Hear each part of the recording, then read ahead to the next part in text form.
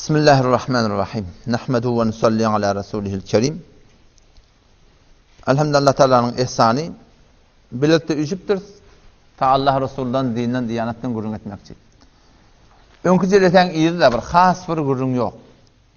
Önkü nemen gurrun değil, maani namaz. Namazı düşünüp okuymakla. O şol silsile bilen gurrunlar alıp geliyat. On bir müddet bergi men yanında ba, hem yanında belini hem yanında yetecek gibi.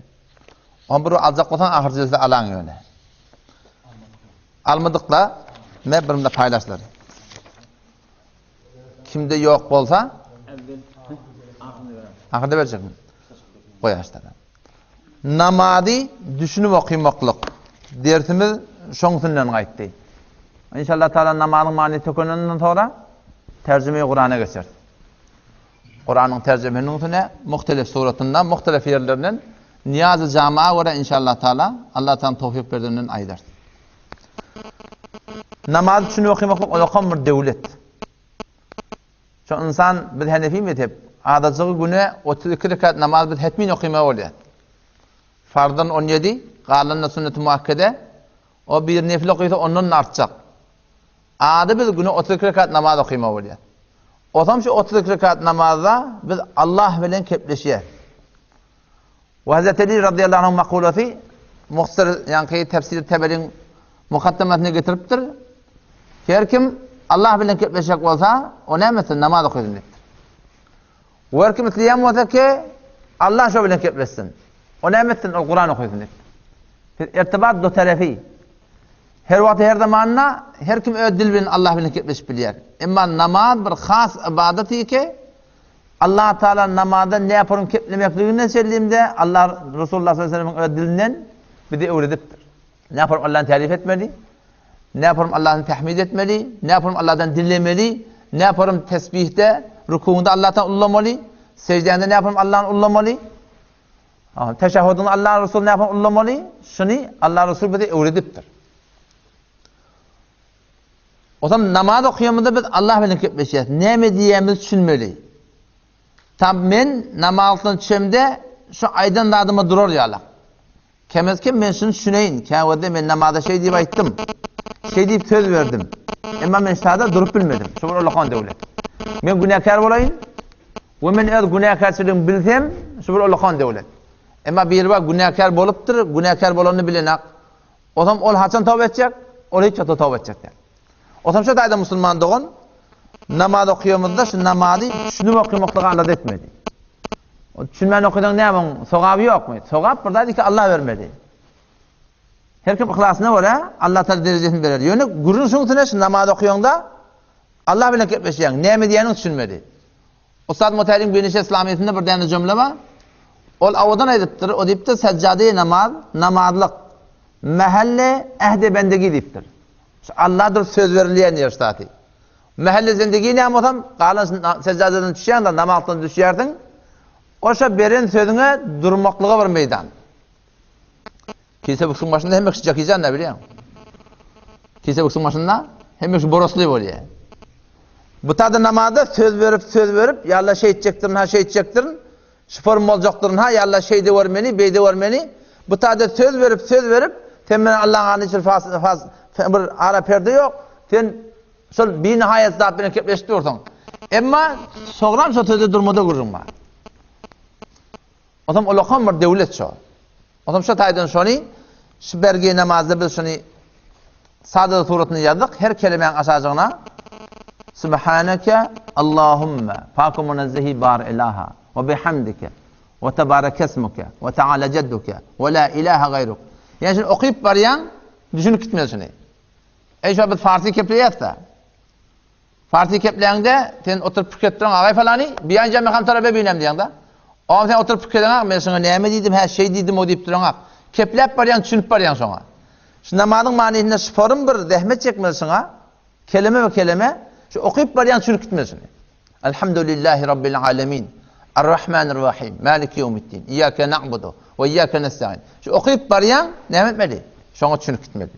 O zaman inşallah var şu ne etmeli? Öyde Allah'ın bir devlet. O da ne kadar kemçilikler var ya. Men vücudumda, sizin vücudunuzda ki biz biliyorsun doğru değerlerini. Ama imanımız zayıf olup sonra yine bir mubtala. Nefse velametkere vicdan, insanın vicdanı biliyorsun doğru değerlerini. Edenden sonra peşiman ne oluyor? Ama burada diye gerek kişi menitini kabilendirsin, kuvvetlendirsin. Şu lokon bir neymiş o? Namaz şu. Allah'ın öyle ediptir. Ve akimis salah. İnnes salate tenha anil fahşai vel munkar. Ve akimis salah. Namaz kavsuratını yerine getir. İnnes salate bir şey namaz. Tenha anil fahşai vel munkar. Şu namaz bir şey fahşa munkarattan alqaliyet. Günahane kebire ve sagireden şu namaz adam ne edecek? Alqalacak. Eğer ihyanın günahkarda olsa şu namazın bereketine çalamcak ne edecek? Tövbe edecek adam. O zaman eğer şu namazı kabilendirsak günmeğin ahlak doğrulanmalı, raftar doğrulanmalı, kirdar doğrulanmalı, muamelat doğrulanmalı, muaşeret evde doğrulanmalı. Biz 4 saat zindigiğine şibir nuraniyet vermeli, keten çından Hudaya kul bolar yani.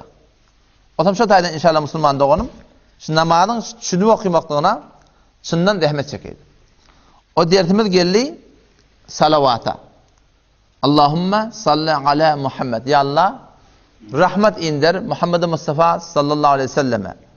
Ve ala ali Muhammed. Muhammed Mustafa sallallahu aleyhi ve sellemin aline. Kime sallayı temsilanı ki ya Allah, sen rahmeti verdin, indirdin. Kime? Ala İbrahim, İbrahim aleyhisselamı. Ve ala ali İbrahim, İbrahim aleyhisselamın aline. İnneke hamidun mecid. Bir şey ki Allah, sen darayı buzurgiha, ullun eyetsin, övülmeklin eyetsin.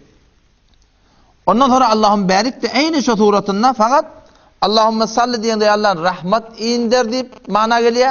Allah'ın barik diyende bereket indir deyip mana geliyor. O zaman Allah Teala bizim peygamberimizi başka peygamberlerden beter ullattır. Hatemer Resul ahirki peygamber. Ve Seyyidur Resul peygamberlerin de hemmenin de başlığı. Ahirdan geliptir, yani avvaldan Allah Teala şunun nurunu yaradıptır. Hemmetinden ahir gelir öyle ümmeti yani ertikun cennete girmeli olsa avval baştan peygamberin öyle ondan sonra hemme ümmetlerden önce kim girecek? Şu peygamberin bizim peygamberimizin ümmeti girecek. Allah Teala peygamberimizi ikram ediptir. O zaman bir vakitte Allah Celle Celaluhu'nun yanına Peygamber Huda sallallahu aleyhi ve sellem şebi meraçta alıp gitti Allah Teala bir mesaj zatının yanına. O zaman şunun hadise geliyor. Peygamber sallallahu aleyhi ve sellem ayıttı diye Allah dedi diye sen İbrahim'i ödüne halil ettin. Ve Musa'nı ödüne kelim ettin. İsa senin ruhullahının mollu. Ve Davud aleyhisselam sen şüpharımı kudret verdin ki eline demir aynı bir pamuk yalak mum ettin. Ve şüpharım her kime sen şüpharım ızzat-ı avre verdin. Ya Allah bana ne verecek diye baktı diye. Peygamberimiz takaza ediptir. Ya Allah onlara şüpharımı ikram ettin. Bana ne verecek ya Allah? Allah taraftan aydınlı diyor ki ya Muhammed sallallahu aleyhi ve sellem sen benim Habibim. Men sana bir daha verecek ki hiç kime şon veremek. O da ne mi? Senin adın ile benim adım hiç vakit cüda olacak dedi. La ilahe illallahu Muhammedur Resulullah. İkisinin arasında vav yok. Ulamalar otuyor da vav olsa böyle atıf. O başta burada, bu başta burada. La ilahe illallahu ve Muhammedur Resulullah olmaktır. La ilahe illallahu Muhammedur Resulullah. Yani Allah'ın diyen ettin, Peygamber'in diyen ettin. Peygamber'in diyen ettin. Çünkü Peygamber ödünden aydına Allah'tan et ya, Allah'ın diyen ettin. O zaman şöyle Allah Teala'nın beren sözü, Kur'an'na saf sade nemudar olur. Her yerde Allah'tan gururma, Peygamber'den de gururma. Allah'ın itaati geliyor, Peygamber'in itaati geliyor. Allah'ın muhabbeti geliyor, Resulullah'ın muhabbeti geliyor. Allah'a karşı hicret, Resulullah'a karşı hicret. Allah'ın nafermaniyeti, Resulullah'ın nafermaniyeti. Allah bile muhalefet, Resulullah bile muhalefet. Allah bile eylem edeceksin, Resulullah bile eylem edeceksin. Bile getirtir Allah Teala'sına. Taşı ümmet düşünsün. Kişi Peygamber Muhammedur Resulullah'da. Allah taraftan gelen Peygamber şun aydan ne oraya bolsanız siz goya ki Allah'ın aydan ne oraya bolsanız. Aminu billahi ve cahidu ma'a rasulihi. İman getirin Allah'a ve şunun Peygamber bilen bile cihad edin. O da bilecek edeceğiz. Aminu billahi ve rasulihi. İman getirin Allah'a ve şunun peygamberine. Eti'ullaha ve rasulahu. Allah'ın itaatini edin, şunun peygamberini diyen edin. Eti'ullaha ve eti'ur rasul. Bile geliyor. Ayrı ayrı bir zattı. Eti'ullaha ve rasulahu. Den Allah'ın hakkında sözüne geliptir. Muhaciren ilallahi ve rasulihi. Hicret etmeli. Kime karşı? Allah'a karşı, Resulullah'a karşı. Allah Resulü bile getiriptir.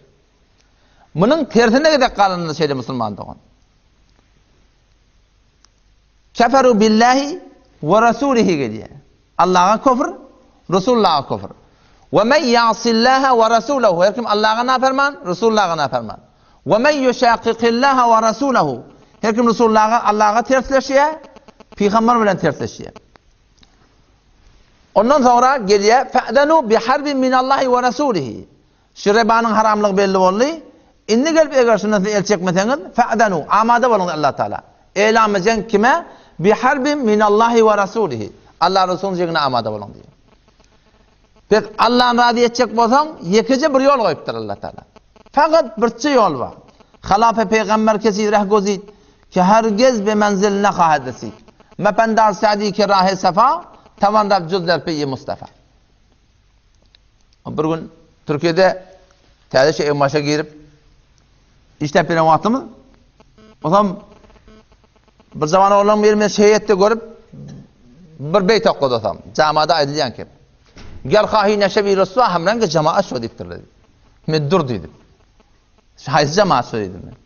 Gel kahi neşebi Resulullah hamrengi cemaat şu. Hayız cemaat. Halafe peygamber kesir rehgozid ki herkes bir menziline kâid resid. Mependar sadi ki rahi sefa tabanda cüzder peyi Mustafa. Şu cemaat diyeni Allah Resulü'ne uğrab olmakla. Dine şeriatın cemaatine uğrab olmakla. Her bir cemaate uğrab ya. Onun din nemi, iman nemi, etiqat nemi. O zaman şu taydan şunu öz yüreğimde koymalı. Sadi rahmetullahi aleyh şu beyt şiir aydıptır. Şunu nereden çıkarıptır? Şunu doğru kelamullah'ın doğru tercümesi şeyi. Yani Kur'an'ı şu bir vakti Mahtumul Şahir rahmetullahi aleyh şiirlerini okuyatsa o Mahtumul hem bir adayıttır diye tabi. Mahtumul ödün aydan adı yok. Mahtumul ne emettir rahmetullahi aleyh? Geliptir ki Allah'ın kelamını bilen, Peygamberimizin kelamını ve ulamaların keplerini şiir suretinde düdüptür şu. O ödün aydan adı yok. Batırlığını kim biliyor? Yekişe bir Allah biliyor. Onun için Allah Resulü'nün aydanını Avadan suratında Türkmen şağır suratında düdüptür bana. Ol ödüne aydan da diyor. Sadi rahmetullahi aleyh nasıl ayettiyan da di, bir ayeti sebebin, bir ayağın sebebini zoli. Vakti ki müşrikler geldi diye. Biz Allah'ın gavariyeti diye. Ve Yahudiler geldi diye. Biz hem Allah'ın gavariyeti, muhabbetimi ve Allah'a dedi diye. Nahnu abnaullahi ve ahibbahu. Biz Allah'ın oğlunun menzilesine dedi diye. Biz Allah'ın doğası alak değil diye. Mesihiler de gerçi iddian ettiler diye ki bizim Allah'ın gavariyet. İsa aleyhisselam naudzubillah Allah'ın oğlu değil diye. Ama Allah Teala Müslüman doğun bir kaide beyan ediptir Kur'an'da. Ta kıyamete çellim hem adamlar şunu düşünsün. Yekici bir yol var Allah'ın razı etmesi için. Ve yekici bir yol var Allah'a muhabbetin sabit etmesi için.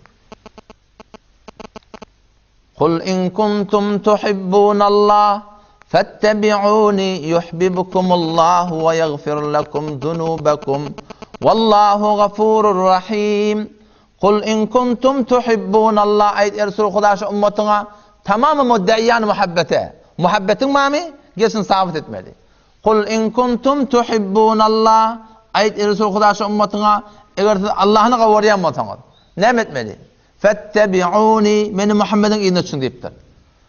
Allah'a muhabbetini bağlığını sabit edecek olsak, dine, İslam'a, Kur'an'a ne etmeli? Resulullah sallallahu aleyhi ve sellem izne düşmeli. O zaman ne olacak? Yuhbibukumullah. Allah bir de hem gavvarcık doğrultusunda. Ve şunun bereketine ve yagfir lekum zunubekum bizim günahlarımızdan bağışlayacak. Biz yekici bir yol var Müslüman doğan, Allah'ını razı etmeden süreyim. O da ne mi? Peygamber aleyhisselamın izne düşmeli. Şeriata uğrab olmalı. Haydi bir ettiğini için gecede, gündüzde, yekelikte, köpçülükte, muamalatta, maaşiratta, oğlan uşak bilen, öyünde, daşta öğrende, yekici bir yol var Müslüman doğan Allah'ın razı etmesi için o da ne mi? şey Peygamberimiň eýine düşmeli. Her bir muratda. Odam şo näme etmeli? Ulamlardan sorap almaly. Yani Peygamber sallallahu 24 saat zindagide maňa saňa sünnet diýäsler. Sünnet aýtdy, ýani sünnet diýdi. Biler Peygamberiň öýdäýden kepdir. Allah'ın aýdan kep şo. Sünnet diýip ay bilahim sünnet ahyma yo sünnet aýdypdyr, Resulullah aýdypdyr. Resulullah kim tarapdan aýdypdyr? Allah tarapdan aýdypdyr. Wa men yuti'ir rasul faqad ata'a Allah. Her kim Resulullah'ın diýeni etdimi? Eşe Allah'ın diýeni etdi, farky ýok. Pes sünnete gaýym boldun, sen Allah aýdan gaýym bolup bir adam. Wagty ki men sen sünneti dewsek, şu kim aýdan dewdiňmi? Allah aýdan dewdiň başy. Başka bir edahat atdy. Eddai muhabbet her yerde bolýar. Olyanki Leyli Mecnun'un hakkında bir kıssa var ya. Bir kıssa aytýarlar. Mecnun gelipdir Kufan harabalarına. Düşüpdir harabaň içine gece günni Leyli diýip ýatydy. Otam Leyli de Kufede habar bolupdyr ki Mecnun gelipdir harabalarda ýatyr. Otam her gün bir olokan, tas, kap doldurup imiti berýär diye Mecnun'a karşı. Mecnun imit bilen işi ýok yani. Şolaban gedalary daşdörtek aýlanıp bererler, bir ýerde bir lokma şeref tapyp bolmam hadip. Habar bolupdyrlar, her gün şo nahar geljek wagty olokan bir iş bilen madi ýaşady. Kenäme her gaýta aýtdy diye men Mecnun diýip aýtdy. Odam ahyr ýanky Leyliň iberýän kenizi Mecnun hakykyny tapmaklyk, tanymaklyk kym boldy. Näçe nefer gelipdi, men Mecnun diýip aýtdy. Adam ahyr aýtdy diye şey Leyli mene nämeçe bilemek, näme boldy? O sene Mecnun'un kim gazaý berýärdin? Bulan da ne kadar adam öwdedim, hem de iddia diýme Mecnun diýip. Näme diýim men etdi? Onu mun ýolan hat etdi. Näme etmeli? Onda bugun gaby akiderdiň, boş akiderdiň. O barardyň gaza öderler, gaza ýok. Näme boldy gaza? Han gaza, onna şeýle Leyli merid bolup ýaty, gan gerek şoňa diýip aýtdy. O belli bolar kim hakyky Mecnunlyk diýdi. Adam şondan barya gawy boş keleniň tünne aňyrdan muddaýany muhabbet gelipdirler. Şeýle men Mecnun getir gaza menki gazany çürük görýär, o içinde aýtdy. Hamysyny gaza ýokdan da. Onda şeýle Mecnun merilap ýaty. Merilap ýaty. Näme gerek ona? Gan gerek. Ona ola näme diýdi diýe. Biz Mecnun halwahor diýdiler diýe. O Mecnun ki gan merjek bolsa, gan mermeni teýär harabaň sünneti. Bar ondan anlaýdy diýe. Otam oňsyna baryp gördi, Mecnun'u magy iştadi ýaty. Onam şeýle salam aleykum we aleykum selam şeýle näme? Onda şeýle sen seworýaryň mahbuban şu bir meýlep ýaty. Näme gerek ona? Gan gerek. Duran ýerine damaryny diýişine ketdi diýe. Elimden gelýän şey diýdi diýe. Gany bolaýyn diýe gaby. Muna edafat ýok. Men elimden geljek şey diýdi diýe. Otam şu taýda musulman dogunum muhabbeti sabit etmeli Resulullah sallallahu aleyhi ve sellem. Näme sabit etmeli? Peygamberiň sünnetine gaýym bolmaly. İýmede, içmede, yatmada, turmada her bir zatda Peygamberimiz bize sünnet diýip bir ýol goýupdyr. Otam eger şu sünnet şeriat biziň ýaşaýyşymyza gelse, şonuň bereketine näme boljak? Dünýä ahiret abad boljak. O maksus bir dualar bardyr, duay mesnun, dawat salihat. Otam şu dualardan öýde her günde bir dua öwrenmeli. Günü görende okuymaly dua ba. Deşriye girecek bolanda, çıkacak bolanda. Oğlan oşan yanına baracak bolanda. Oşana mende hammama girecek bolanda. Hammamdan çıkanda, dehretten soňram. Ayı görende, ayı kamil görende. Suýdy içeňde, suw içeňde. Haýda bir muratda Peýgamberiň özüne goýan bir ýoly bar musulmanda. Otam şolar näme etmeli, zindigi getirmeli. Güne bir çyla döwrenaga. Fakat bir çyla. Bir ýyl näçe gün? 360 gün. O 360'ında näme? 160'ına miman geltir diýeli. 200'ü galýamaňyzda. Ýok diýende 200 däne sünnet bir ýylda öwrenip bolýar. Şonuň bereketine näme bolýar atam? Zindigi dogrulanýar. Hadise gelýär de şu Peýgamberimiz şu sünneti goýupdyr, şu dünýä ahiretin abadçylygy. Hadise gelýär wagty bir adam deşirik bar ya. O berden dogasyny giyirmän bar ya. Bismillah diýmekdir giyirmek. Allahumma inni a'udu bike minel hubsi vel haba'ith. Ya Allah şu jıldan erkeginden orkasından sana pena. Bismillah diýmeni deşik giyirse Peýgamberiň aýdan kebi o mübarek dili bilen kepläpdir. Kâhı öyle bir vatandaş Türk meselesinde kefe eşitmeyen tanıyarlar. Cennete uyandı biliyor musun? Adam hurgiylerin yerliğini aytma öyle de olur. Om eşit oturan adam utanıyor ha. Baba Allah öktürüyor. Peygamberimiz mübarek dili bilen bir zatlar aytıp da şeriattan bundan şerim yok. Peygamberimiz aytıp da vakti bir adam ayak yola geliyor. Bismillah diymese zılla gelip şon aletini oynayarlar diye. Emma bir adam Bismillah diye girse doğasını okuyup girsen ara bir perde hayal oluyor. Şu tadı sana zarar etmiyor. Yani sünnette dünya ahiretin abatçılığı var. Yani erken o da takıl beni imeliptirle. Sol elbeni iten neyme? Sol elbeni iten Peygamberimiz aytıptır. Şun şeytan yiye deyiptir sol elbeni. Pes takıl beni imeli. O cavan oğlan bu gün geliptir men kalan beni yiyet gibi. Sol elin bir etyen işi var. İki tanesine burnuna şey koyupturlar mı?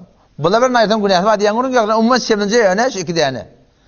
Bir üçüdü nereye koyupturlar bunu? Ayak kola koyupturlar. Yuğun yardım. Çeperbe edilen iş var.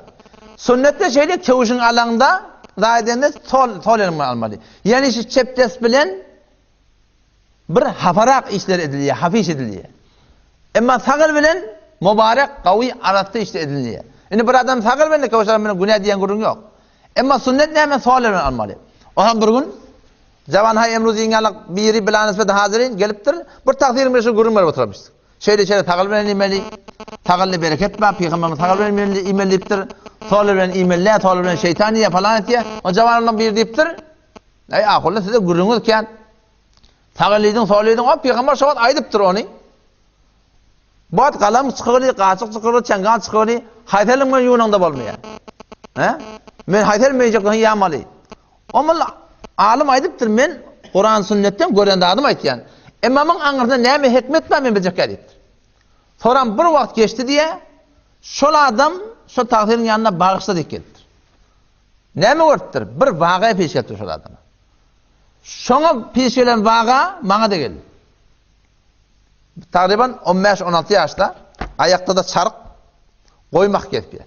Eşeňden men iki kaptalyn oten şeydi. Elde de gergenek. Adam bir kişicik gücücek ba. Dettew diýär, näme diýär maňa?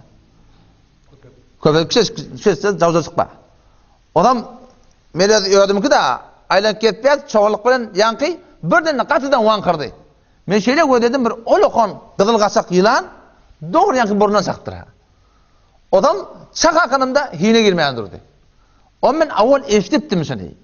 Keşi ýylan sol elim bilen çekden gaýtýa, sağ elim bilen çekden gaýtmaýa, iki elim bilen çekden de gaýtmaýa. Men elimde gergenek gaty da gaharamyny gili. Yılan hine girip barya şimdiden de galı tuttum ya korundan yılanın. Ini şu aydınlar yadına kalır hemen. Şununu çekkiyen şeyle. Korkan üllerim kayıp dedi. Gatanrak çekkiyen kaydan akısı. Ahırım ben çekkiyen şeyle. Lab yamışıp yatıyız. Kıymıldan akısı. Yamaçlardan takılma doladım. İki el bilen kayıtmayanlar bir el bilen kayıtacak mı hemen. Çekkiyen kaydan ak. İmtihan ettim sol el bilen şeyle. Rahat çıktı şey. Gergenek bilen vurup kelleni aldım adam. İmtihan etden görün öde şu peygamberimiz vakti buradan aydıptır. Şun anırtında neyem var? Neyem varın biz bilecek ki. Bilsen bilersin ki. İrat yok ona hikmet değil ya. Ama şunu asıl Allah'a Resul şey deyiptirip etmeklikte bana sana dünya kırının abadaniyeti var. Burvat attilan görsen. Şu solelli Allah bir kudretleri koyuptur. Şu anırdan attilanın adamı dokulması var. Sen sol tarafını ver şuna. Hiç eva gaydı bilmer. Allah bir sürü kudretleri koyuptur. Ya hatta Peygamberimiz şunu selime öğretiptir. Sünnette nur var. Dünya ahiretin abadanı. Vakti insan bariyada oğlan uşağının yanına. Oğlan uşağının yanına baranda egin baştan çıkarılmaka okuymalı doğa var. Erkeğe okuymalı denanım okuymalı. Şu bir nimet de şu. Otan Peygamberimiz şunu selime öğretiptir. Nirek bariya şeriat meni senin dünya ahiretimize ödümüze dursun. Oğlan uşağın da fikrini edip dursun. Peygamberimiz ayıp dursun mübarek dili bilen. Vakti ki şu şehvet su geliye sonra yürekten okuymalı doğanı öğretiptir. Dilin almalı hatta otada. Yürekten okuymalı doğanı öğretiptir. Ve şunun bereketini eğer şu tada şu gecede nutfe kalsa Peygamberimiz şol galan nutfe mu'min şu deyiptir. Yani şunun dünya kıradı, şunu adamın tezmini zaten yani. Otam şu tayda ne mi değil? Allah'a razı etmeklik maksat ba, öz zindagimizde sünnete gayim olaydı inşallah Teala. Otam bizim Peygamberimiz Allah'ın mahbubi. Vakt meden ne olduğunu bana aytmayın. Vakt eline çıkmasın. Böyle. Geçen peygamberler Allah Teala Kur'an'na ulamadan aytışına var ya 25 tane peygamberin adını tuttur. Ad getirtir peygamberlerden. 18'si bir yerde geliyor. Sure-i En'am'da. Odan başka peygamberlere gedek kalanına Allah Teala şunun adını tutuptur. 8 tane onun. Ya Ademo, ya Musa, ya İsa, ya Zekeriya, ya Yahya, ya Davudu. 8 tane peygamberin Allah Teala Kur'an'na adını tutup çağırıptır. Ama vakti ki bizim peygamberimize gedek kalanına ya Muhammedo Kur'an'da yok. O ne mi deyip yok? Çünkü bizim peygamberimiz Allah'ın mahbubi, sen benim habibim dedi da. Şunu Allah Teala Kur'an'ın öyle kelamını sabit ettir. Peygamberimizden başka peygamberlerden beter muhabbeti var. O zaman şu taydan bizim peygamberimizin Kur'an'ın adını Allah Teala ya Muhammed deyip tutmadı. Neyden çireyim? Silik ihtiramından çireyim, şuna lakap verip çağırıptır. Ya eyyuhel nebi, ya eyyuhel resul, ya eyyuhel muzzemmil, ya eyyuhel muddessir, Taha, Yasin. Lakap verip çağırıptır. Sen şu adamın alakam bir ahunun biri geliyor. Bu kim bir ama Allah'un bir. Sen ne ettin? Şunu şu ö derecesinde koydun. Ahun naşi. Ya falan bir kim falan hafız bir. Sen getirin şunu ö derecesinde koydun. Ama vakti ki gelen alime sen lakap verip çağırıyordun. Ustad diyerdin. Takdir diyerdin. Allame diyerdin. Mevlana diyerdin. Mevlevi diyerdin. Ne diyerdin? Şunu lakap verip çağıralım direktli. Şunu ö derecesinden kaldırıp fiile hürmet ettiğin var diye. Senin de Peygamberimizi Allah Teala Kur'an'na lakap verip çağırıptır. Ya eyyuhel Resul, ya eyyuhel Nebi, ya eyyuhel Muzzemmil, ya eyyuhel Muddessir. Geçen peygamberlerin gururlar vakti ki Kur'an'a gelen ne? Onlara vakti ki şüphet alınıyor. Şeyle sen aytken kefin akla zor gelmiyor. Şuayb aleyhisselam'a mukabilinde durup kalu ya Şuaybu ma nefkahu ketiren mimma tekul. O Şuayb sen ben peygamber deyip yerdin. Sen aytken köpün aytken keplerini düşünemek dedi diye. Peygamberlerin önüne durup adamlar peygamberlere karşı durupturlar. Adam şu peygamberlerin mukabilinde duran adamların şüphetini etirazına cevap kim veriptir? Kur'an'da şolun öyle cevap veriptir. Şolun Allah Teala öyle dilinden beyan ettiği. Ama vakti ki bizim peygamberimize gerek kalanına vakti ki peygambere şüphet alıyor Allah. Ne mi dedi diye? İnnehu le mecnun. Gep ben diyedin mir diye ne oldu billah. Sahir dediler diye. Kahin dediler diye. Kezzab yalancı diye diye. Bizim peygamberimize kafirlerin bir beren lakabı ne mi? Sabi dedi. Sabi. Sabi dedi ne mi? Dinden çıkan. Avval ötellen geçellen dinlerini terk edip cedid bir yol sınıftır diye aydarlamıştık. Sabi. Her vakitte yadında olsun. Her bir batıl ödünü dinin adı bilen ötürüyor. Peygamber adı mukabilinde kafirlaşırlar. Peygambere ne mi diyorlar? Sabi diyorlar. Firavun'la vakti ki Musa Aleyhisselam'ın evinde durunna bu Musa Aleyhisselam bir kafir değil mi dahime gelip? Bu dinden çıkan, bu falan yok. İnni akhafu aleykum en yubeddile dinekum dedi. Firavun geliyor Musa Aleyhisselam evine tamamı meseleleri işiriyor. Öd kavmi kabilelerini işiriyor ve de inni akhafu aleykum en yubeddile dinekum. Ve de şimdi peygamber deyip dura men şundan korkuyan ki en yubeddile dinekum. Sizin dininizi geçecek oluyor her şey. Musa sizin dininizi geçecek oluyor. Yolunuzu geçecek oluyor. Her vakit her zamanla batıl gelip ne midir peygamberlerin evine ödün dindar köküdüp dindar türüp onları kafir celbe vertirler. O zaman bizim peygamberimize vakti ki şüphet alıyor Allah Teala Kur'an'a kasam götürüp aydıptır. Yasin vel Kur'anil hakim. Peygamber de hem peygamber de dille diyor da. Sene düğünü çobanmak gelipten adam gelip verenin. Allah Teala kasam ismi aytıyor bizim peygamberlerin peygamberlerine. Peygamber şüphet alınıyor. Allah'ın öyle cevap veriptir. Yasin Vel Kur'anil Hakim. Qasam bolsa şu Kur'an-ı Hakime. İnneke leminel murselin. Sen hakikat peygamber tenditti. Ala sıratın mustakim. Doğru yolda tenditti. Peygamber Aleyhisselam Mekke'de aylanıp gelip diye. Davet veriyor. Peygamber Aleyhisselam vaktinde kafirlerin 4 tane müşkülü vardı diye. Bir, Allah'dan başka ilah var, layık ibadet var diye. İkinciden kelamullah'ını, şu Kur'an'ı kelamı Allah bilmirdi diye. Üçüncüden Resulullah'ını, Resulü Allah bilmirdi diye. Dördüncüden kıyamet evurlayıp dirilmeli. Şu ölümden sonra yamaşan bir zindagi olacak. Bir olacak bahtiyar ederler diye. وَقَالَ الَّذ۪ينَ كَفَرُوا هَلْ نَدُلُّكُمْ عَلَى رَجُلٍ اِذَا مُزِّقْتُمْ كُلَّ مُمَزَّقٍ اِنَّكُمْ لَف۪ي خَلْقٍ جَد۪يدٍ وَقَالَ الَّذ۪ينَ كَفَرُوا Kafirler ayettiler diye Peygamber'den davet verip Mekke'de. Allah'a karşı, kıyamata karşı, cennete karşı. وَقَالَ الَّذ۪ينَ كَفَرُوا Kafirler ayettiler birbirine parmak çalmadıp Peygamber kokat yerler. Hel nedullukum ala raculin size bir adam koku değil mi? Ne mi diye diye iddiatı ne mi? İza muzzıqtum kulle mumazzakin inalekim siz yere girecek. Bölük tike kulli bedeniniz dargacak.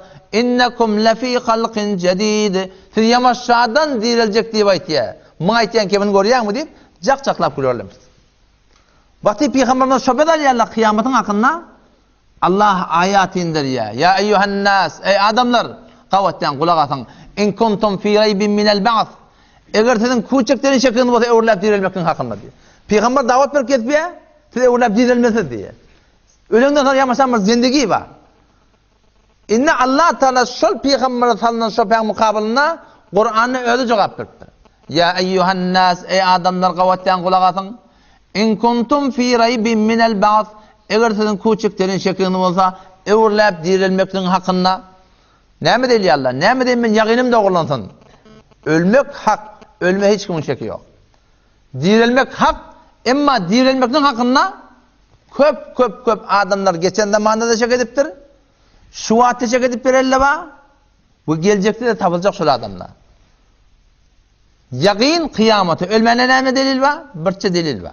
Ölmen. O da ne mi? Görüyorsun da adamla ölüyor. Şu bir delil bilen hem adamla yakin ediptir. Ölmek haktır. Ama dirilmek diye Müslüman doğan Allah Teala milyar delil koyuptur. Arada kümmette bir bayağı bir gününde olduk. Ama bayağın yanında barmak hak, dotolaşan kargeri, onu şu namaz okuyun aç deyip. Bayağı bilans bir hazır namaz okuyun. Ne mi deyip? Bilmeyendim. Afkar materyalisti var. Yok lattırayt diye.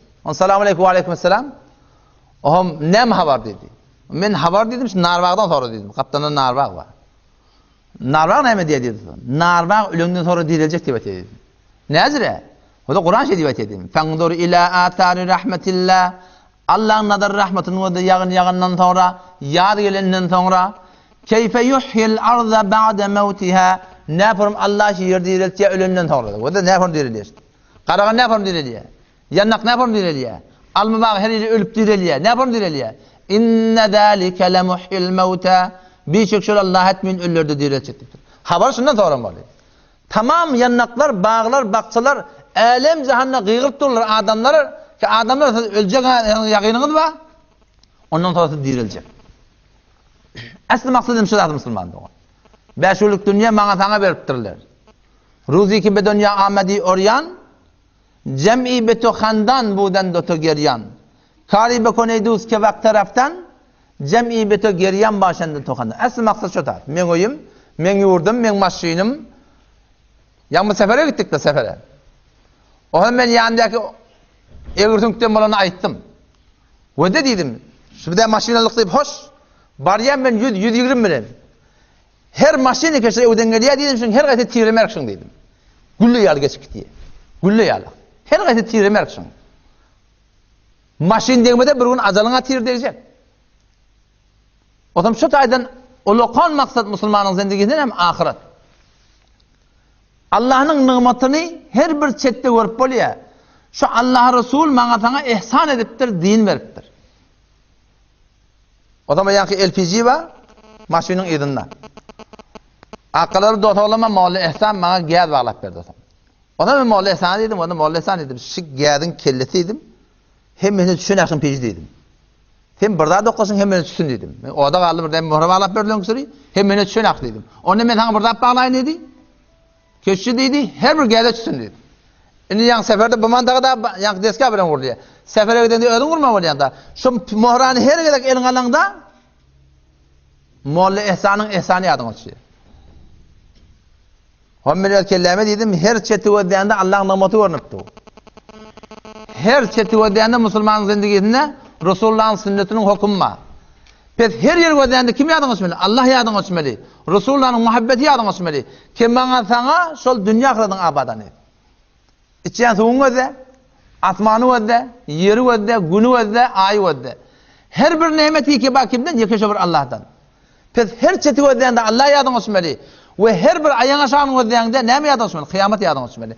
Kesin hemme musulman dogan gıygyrypdy. Otam şu taýdan gerekli ki biz öz zindigimizi Kur'an sünnete mutabyk edeli. Biz bir kelime aýtdyk, la ilahe illallah Muhammedur Resulullah. Şu kelime la ilahe illallah iqrary bendegi işi. Ýaly men taňa dogry bende boljak diýip aýtdyň. Muhammedur Resulullah tariqi bendegi işi. La ilahe illallah men yalla sana benne deyip iddiamısı. Muhammed Resulullah näme? Tariqi bendegi şu. Otam şu taýdan inşallah himmet edeýin. Allah Taala bize tawfik bersin.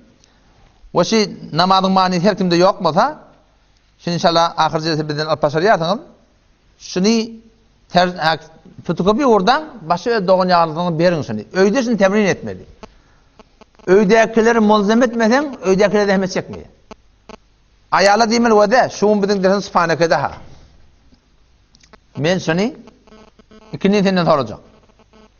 Otam oturýardyň, ikindin ýakşamdan sonra, saýtudan sonra, sen sonra arabiýden Subhanakallahumma wa jogap ber. Ol sana many farsyny aýtyp ber. Ve bihamdika ve tebaraka ismuka. Ondan sonra ol arabiýden aýtsyn, sen şoň farsyny aýtyp ber.